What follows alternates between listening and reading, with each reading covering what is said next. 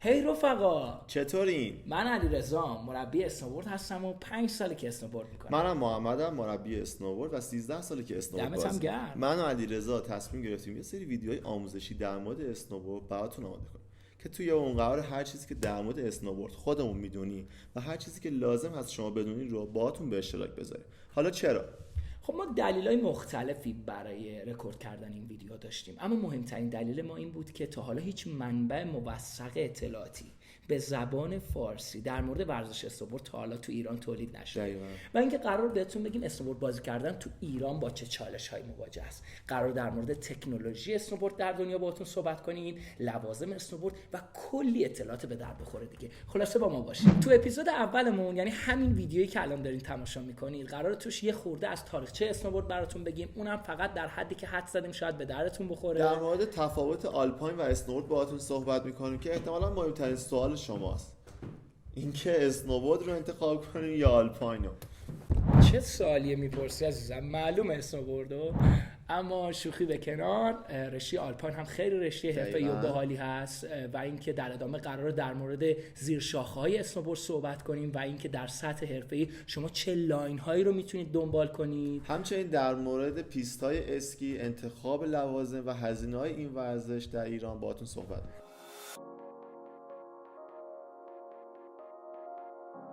خب علیرضا، بریم سراغ تاریخچه اسنوبورد. اسنوبورد برای اولین بار توسط شرمن پاپن تو سال 1965 به عنوان اسباب بازی بچه‌هاش طراحی شد. اومد دو تا چوب اسکی آلپاین رو به همدیگه چسبوند و یه جورای اولین اسنوبورد دنیا ساخته شد. بعد از اینکه خودش و خانواده‌اش کلی با این وسیله حال کردن، این ایده رو به یه شرکت تجاری داد و از اونجا میشه گفت تولید انبوه اسنوبورد شکل گرفت.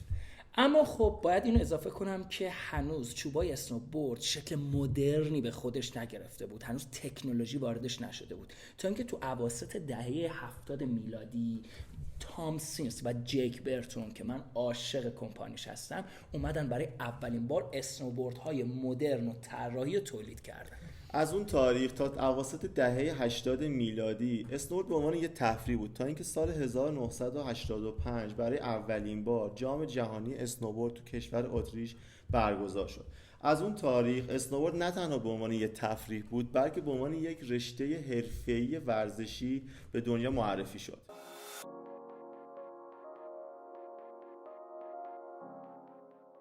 خب رفقا، بریم ببینیم آلپاین با اسنوبورد چه تفاوتی داره. گفتیم این مهمترین سوال شماست احتمالاً و ما قراره تو این اپیزود بهش پاسخ بدیم. اول از همه این که اسنوبورد یه دونه چوب اسکی داره و دو تا پای شما روی یه چوب فیکس میشه، در صورتی که آلپاین دو تا چوب اسکی مجزا داره و هر پای شما روی یه چوب جداگونه فیکس میشه. همینطور پوزیشن ایستادن روی آلپاین و اسنوبورد هم با هم فرق داره. بچه‌ها، روی اسنوبورد پوزیشن ما به صورت نگاتیو یا ساید وی هستش، اما روی آلپاین همینطور که می‌بینید به صورت فرانت وی هستش. علاوه بر اون به نظر من یادگیری اسنوبورد از آلپاین خیلی سخت‌تره، چون که شما دو تا پاهاتون رو روی اسنوبورد ندارید و اون روی یه تخته فیکس میشه، در صورتی که توی اسکی آلپاین شما دو تا پاتون آزاد هست و میتونید قدم بزنید. علاوه بر اون شما دو تا باتوم دارید که کلی میتونه تعادلتون رو حفظ کنه و کلا مفهوم حرکت، بالانس و تعادل روی اسکی آلپاین بهتر حفظ میشه تا روی اسنوبورد. همینطور اگر که شما دنبال تجربه سرعت هستید، احتمالاً اسکی آلپاین گزینه بهتری برای شما هست. اگه بخوایم فیزیکی داستان رو بررسی کنیم، سطح مقطع اسنوبورد خیلی پهنه. این باعث میشه که استکاک زیادتری نسبت به اسکی‌های آلپاین که باریک‌تر هستن داشته باشه. همینطور طول اسکی آلپاین هم بلندتر از طول اسنوبورده و این دومین عاملیه که باعث میشه که شما سرعت بیشتری رو با اسکی آلپاین تجربه کنید. اما همین پهنی اسنوبورد ما رو به یه جاهایی میبره که آلپاینیا آرزوشون رو دارن. واقعا همینطور ما میتونیم توی برفای پود و تازه پادشاهی کنیم و اونا نگامون کنن. توی بحث استایل لباس پوشیدن بچه‌های اسنوبورد با آلپاین خیلی متفاوتن. بچه‌های اسنوبورد معمولاً هیپی‌تورتر لباس میپوشن، لباسای گل و گشادی تنشونه و زیاد مثل من و محمد اتو کشیده نیستن. اما بچه‌های آلپاین لباسای فیت‌تری میپوشن. همینطور این که میخواستم توی این ویدیو یه برند حرفه‌ای ایرانی رو بهتون معرفی کنم به اسم تخته که داره لباسهای بسیار با کیفیتی تو ایران تولید میکنه و ما تو این ویدیو ازش حمایت میکنیم. بهتون پیشنهاد میکنیم که از تخته خرید کنید.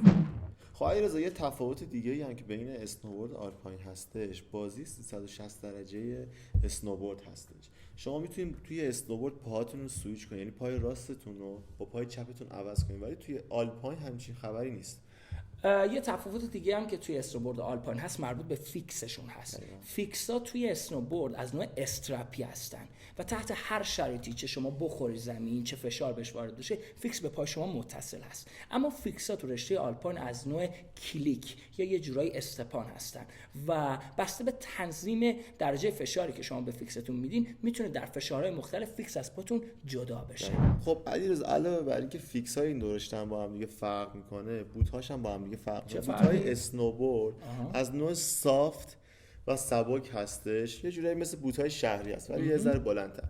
اما بوت های آلپاین از نوع سخت هستش، به اصطلاح شل بوت هستش، یه لایه سفت و صدفی دور اینو گرفته که راه رفتن واقعا باهاش سخت، مثل آدم آهنی باشه یه جورایی. آره اما اینو باید اضافه کنم که فقط تو رشته آلپاین از شل بوت استفاده نمیشه. ما در رشته اسنوبورد هم از شل بوت استفاده میکنیم، اما در رشته اسنوبورد هارد، اون اسنوبوردی که اونجا میبینید هارد بورد هست و اینکه خب توی این رشته هم از شل بوت استفاده میشه براش. و اما آخرین تفاوت اسنوبورد آلپاین توی رشته ها و زیر شاخه هاش هست. مثلا توی رشته اسکی آلپاین چند تا رشته وجود داره به اسم اسکی صحرانوردی یا اسکی پرش، خیلی خفن و واقعا آره واقعا هیجان انگیزه، همونی که از بالا در واقع شوس میکنیم میایم پایین و یه پرش انجام میدید که این رشته توی در واقع اسنوبورد وجود نداره و شما با اسنوبورد نمیتونید این دو رشته رو دنبال کنید.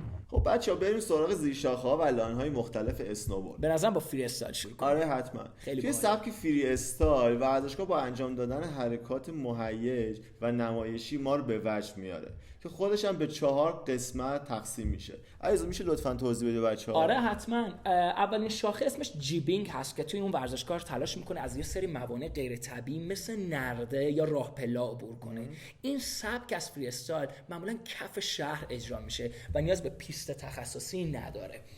رشته بعدی اسمش اسلوپ استایل هست که یک رشته المپیکیه. توی اون هم ورزشکار تلاش میکنه که از یک مسیر از قبل طراحی شده عبور کنه و با یه سری موانع مختلف دست و پنجه نرم کنه. خیلی رشته باحالیه. و رشته بعدی اسمش هاف پایپ هست. توی این رشته یک پیست اختصاصی وجود داره که شبیه یک یو هست و ورزشکار زمانی که به انتهایی ترین قسمت یو میرسه از پیست جدا میشه، توی هوا یه سری حرکت نمایشی انجام میده و به پیست برمیگرده. و آخرین زیر شاخه از رشته فری استایل اسمش بیگ ایر هست که به نظر من مهیج ترین زیر شاخه فری استایل هست. توی اون ورزشکار میاد با یک کیکر خیلی بزرگ مواجه میشه و یه جورایی توی هوا شوت میشه و فرصت داره که توی هوا حرکت‌های نمایشی خیلی زیادی اجرا کنه و روی زمین لند کنه. بچه‌ها سبک دیگه از اسنوبورد که می‌خوایم بهتون معرفی کنیم فری راید هستش. توی این سبک ورزشگاه از طریق کوهنوردی، اسپلیت بورد و هلیکوپتر به جاهای بکر میرسه و در دل طبیعت اسکی میکنه و لذت میبره. تو بحث فری راید 2 تا واژه خیلی مهم هست که فکر کردم باید بهتون توضیح بدم. یک بک کانتری و 2 آف پیست هست. آف پیست بچه‌ها توی فری راید به جایی میگن که خارج از پیست هست، اما حتما یک پیستی هم اونجا وجود داره، پیست و آف پیست. اما تو بحث بک کانتری هیچ خبری از پیست نیست و شما باید با هلیکوپتر یا از طریق اسپلیت بورد برید یه جاهایی که خیلی بکر و دست نخورده است و تو دل طبیعت راید کنید و بیاید پایین. سبک سوم اسنوبورد آلپاین اسنوبورد هست که توی اون ورزشکار از تخته های هارد استفاده میکنه که معمولا طولش بلندتر و عرض باریکتری داره. بوتش از نوع شل هست و مسابقاتش در 2 مسابقات مارپیچ بزرگ و کوچیک برگزار میشه. المپیکی هم هست. آره سبک دیگه‌ای هم که وجود داره آل ماونتن هستش که محبوب کسایی هستش که تازه اسکی رو شروع کردن و سبک خودشون رو هنوز پیدا نکردن.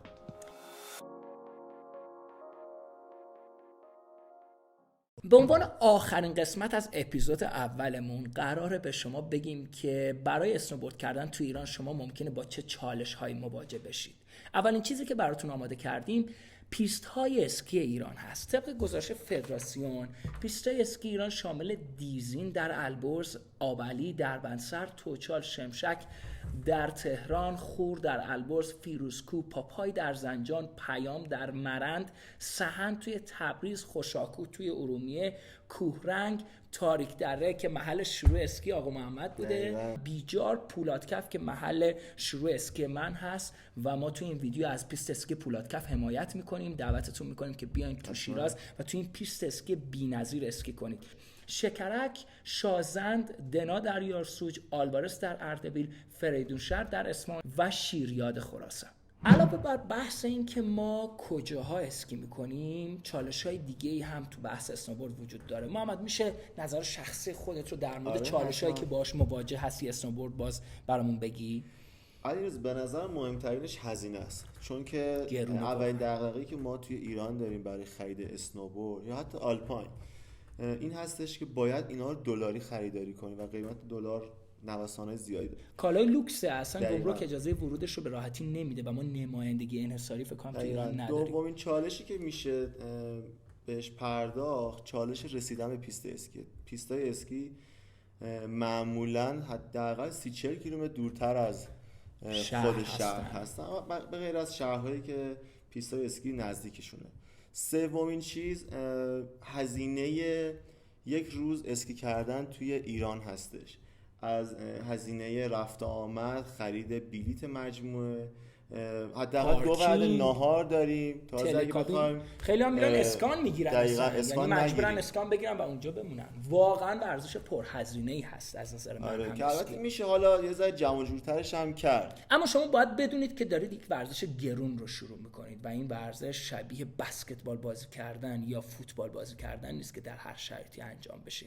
تخمین من این هست که فکر میکنم بین 500 تا 1 میلیون تومان هزینه اسکی کردن در روز. فکر میکنم پارسال هزینه بلیت پیست اسکی توچال نزدیک به فکر میکنم 300,000 تومان بود و هزینه پیست اسکی پولادکف 220,000 تومان بود، فقط استفاده از تلکابینش. خب این هزینه ها کنار هم دیگه جمع میشه، پول پارکینگ، بنزین، غذایی که شما در روز مصرف کنید. یه روز کاری هم ممکنه از دست بدی، نه که ممکنه از دست بدی، قطعا از دستش میدی، چون شما 6 صبح معمولا باید بری اسکی کنی، 6 عصر برگردی و بعدش انقدر خسته‌ای که احتمالاً نمیتونی کار کنی. اینا چالش‌هایی است که شما باید در نظرش بگیرید. محمد جان راجع به وسایل بیشتر بهمون بگو. وسایل توی ایران از کجا میشه تهیه کرد اگر که این چالش مواجه هستیم باش که مجبوریم به دلاری وارد کنیم؟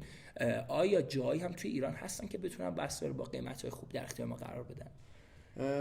ببین علیرضا، با قیمت‌های خوب که یه جورایی نمیشه گفت، چون که اون بنده خدا هم به هر حال وارد کننده است و نیاز داره اموراتش رو بگذرونه. بله. فروشگاهی هستن که حالا سال به سال مدل‌های جدید رو میارن و مدل‌های سال قبل آف میزنن. مثل فروشگاه فرکام هست، اسپورت هاوس هست و کلی مغازه‌های دیگه تو تهران و یه سری پیج ها هم هستن که من خودم ازشون خرید کردم، مثل پیج پادون توی شیراز. بله. که از دوستای خوبمون هستن و پیج اسنوشاپ توی فکر کنم تهران باشن. بله تو تهران هستن، تو مرزداران هستن اگه اشتباه نکنم.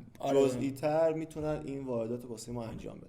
به هر حال این اطلاعاتی بود که ما تو اپیزود اول می‌خواستیم در اختیارتون قرار بدیم. هر چیزی که پیدا کردیم رو باهاتون شیر کردیم، هر چیزی که میدونستیم رو سعی کردیم در اختیارتون قرار بدیم. امیدوارم که از تماشای این ویدیو لذت برده باشین.